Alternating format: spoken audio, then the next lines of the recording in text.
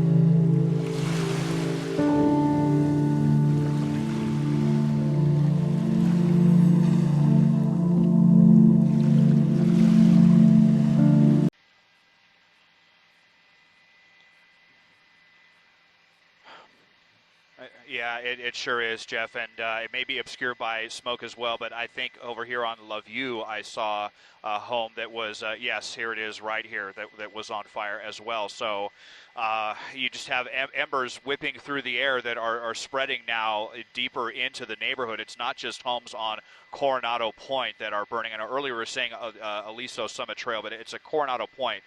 We could see here through our map tracker. There you see one of the large air tankers. I believe that's the DC-10 that has come in. So now as homes are beginning to burn, they're really throwing all of the resources at this, and they're going to start dropping more of that fire retardant into the neighborhoods to try to contain this fire. But just within the last 10 minutes, it has really blown up, and it's almost spreading from house to house. Homes that were just fine 2 or 3 minutes ago are now starting to see flames chew through the roof and into the interior of these homes. This home, I don't think this one was even burning about 5 minutes ago, and it may just be that the flames are so hot from this fire right here that it spreads to this one over here. Firefighters are overwhelmed. It's hard for them to. They just kind of have to pick a home that they think that they'll be able to save, as another home right next to it is unsavable. And the flames now spreading off of this first street, and even to some of these homes that we thought were may have had, this one we were talking about, we thought that it was built, with fire retardant technology, really fire resistant materials, but you can see the front of this house is burning. One of the smaller air tankers right here that probably dropped some of that fire retardant that I showed you earlier here near the top. And yeah, definitely roads do act as a great fire break, but when you're talking about a fire that's this intense, when it's also fueled by winds, and you talk about those embers, and we'll see how many of these homes, I would have to imagine that a lot of them have some, kind of fireproof roofs or something that could prevent, embers from getting under the eaves and starting some of those fires. Like, I'm just thinking of the Woolsey fire, how so many homes burned because of that, because they didn't have any fireproofing. And, we're talking about brush clearance, and, I mean, you could see a lot of brush right up against a lot of these homes right now. And my understanding was that brush is supposed to be cleared from homes by June 1st, but obviously, we're only in May, so maybe as the summers get longer and hotter, that may be, something that has to be reevaluated.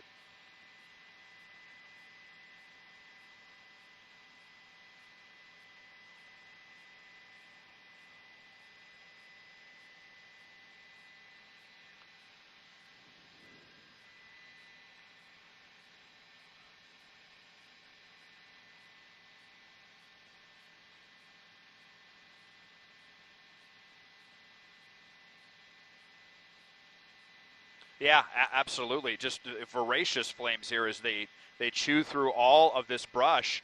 And, here's some folks right down here. I see, I'm not sure what this is very, very dangerous. All these people that are, yeah, but I mean, look how close the flames are getting. I don't think people realize how fast this changes. I mean, look at these people, if they're getting photographs or what this is, but if they don't move soon, if the wind changes direction or something, they could have flames going right over the top of them. I just feel like these folks down here are acting awfully casual with this situation. Flames within, 50 or 100 feet, and you're talking about a very hot fire that can basically start other little spot fires as well. So we're going to have to see if any other little fires pop up in this area as embers carry them along. This is, I can't remember ever covering a fire in the Laguna Beach area, so I'm thinking that this brush has not burned for a very, very long time. And look at just in the last minute how close the flames have gotten to this home right here on Vista Montemar Drive. Yeah,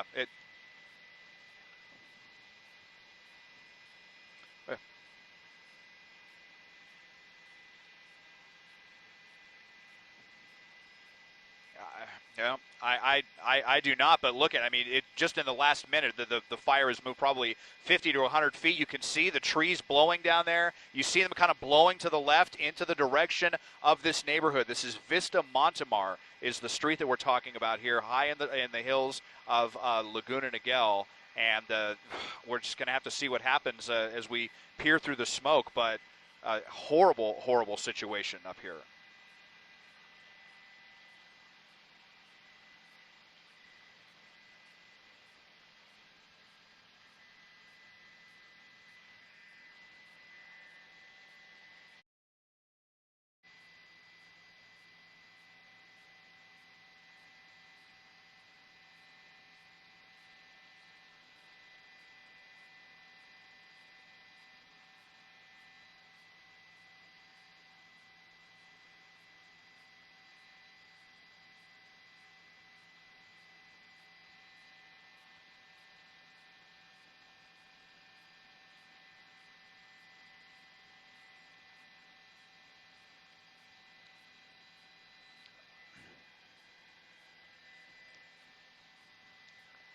Yes.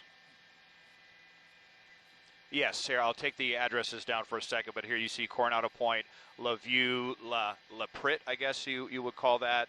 And the fire has spread at least 3 streets deep, and I know that that poor woman that Michelle was talking to her is just beside herself with her cat. We can just show the address overlay really quickly, and this is 32 right here. This was the one that she said was her home, and I don't see any active flames there yet. So that's hopefully that will continue to be the case. But for firefighters, they're almost kind of splitting their resources, in a very defensive posture here, trying to obviously prevent the flames from spreading across the street, but then also having to use some of the hose lines to douse some of those homes across the street to make sure that they don't go up in flames. And then they're also shooting their hose lines into the wind, so you're watching some of the water actually blow back off of the fire because it's fighting the wind, and you can see the way that the wind is blowing there from the palm trees in the shot. So it's just amazingly difficult for Orange County Fire out here this afternoon. And as we're talking about, perhaps at least a dozen homes burning, and more may still be catching fire.